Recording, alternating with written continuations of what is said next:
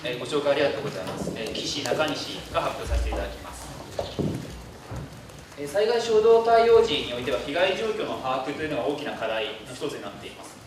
実際には現地搭載や航空写真や衛星写真の計測などが実際に活用されていました。それぞれの情報の角度、時空間解像度や災害初動の対応の速度などはそれぞれまちまちでありまして、それをコーディング組み合わせて今回の災害に対応されていたということが言えます。しかし実際の本震災のケースでは得られる情報の偏りがありまして、物資の配給や救援派遣などの優先度を決めるというのは非常に難しかったということも報告されています。そこでより迅速に面的かつ蓄積的な被害把握ができるような手段はないかということを問題意識として掲げました。そこで実際に本研究では位置情報付きツイートに着目し、ユーザー発信型の情報から被害状況を面的かつ蓄積的に把握する手法を検討しました。具体的にやったことといいますと、ツイートカーネル密度推定によってツイートの点データを面情報として表現するということをしました。一点に対して同心円方向に正規分布を仮定して空間的に外装することで面的に展開しています。実際に緑のツイート情報とその周りのカーネルのバッファーでの出ていると思います。こちら結果になりまして、左に示すのがツイートカーネル密度分布図を時系列に並べて100ツイートずつの積み上げで軸アニメにしたものであります。でもう一回話します。右にありますものが衛星計測夜間光のデータ。夜間光のデータというのは人口分布やエネルギー消費などの人間活動の指標と極めて高い相関を示しますので、平時の状態として想定できるかと思いました。双方を比べてみることで面的、蓄積的に被害状況を把握できるような示唆を得られているのではないかと思います。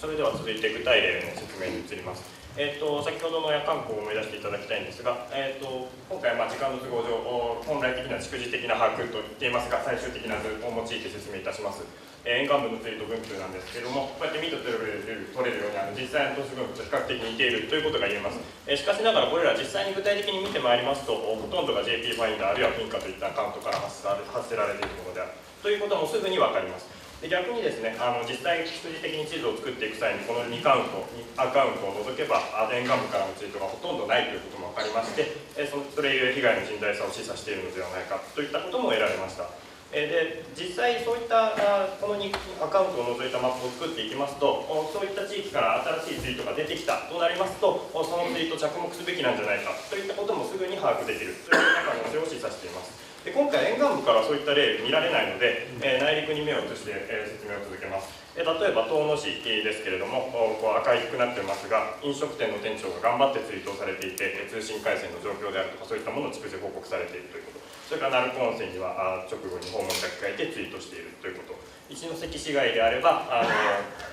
期間全体にわたって複数の人物が複数の情報を流しておりまして、比較的通信状態というのは良かったのではないかと。であるいは最後にちょっと変わったところで、住田町という黄色い丸で囲んだところですが、3月11日の震災直後に6ツイートしかありませんが、実際停電して困っているとかそういう情報を入れてきているということもこういった図鑑によってすぐ分かってくるといったことが言えます。このように被災の程度に応じていずれにしても何らかの情報が全くないという状況に比べれば、位置情報付きにツイートをすることそれ自体で情報が入ってくるというふうに考えられます。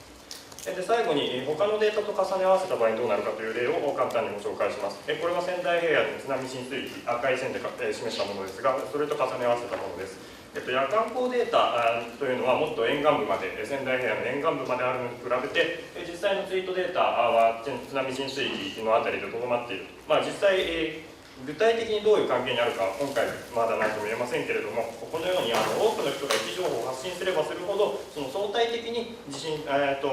情報が発信されていない場所の被害の予測、被害が大きいんじゃないか、あるいは通信ができないんじゃないかといったことの予測の精度が上がってくるというようなことを示唆していると考えています。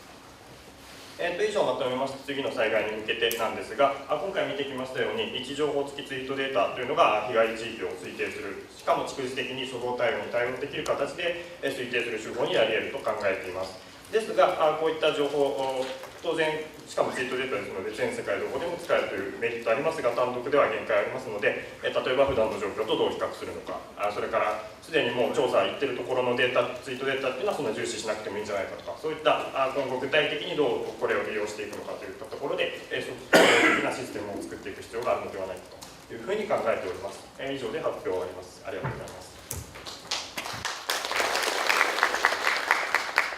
ありがとうございました。はい、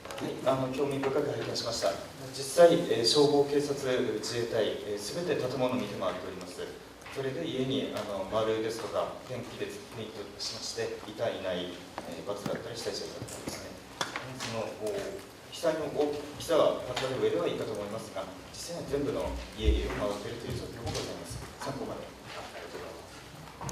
りがとうございます。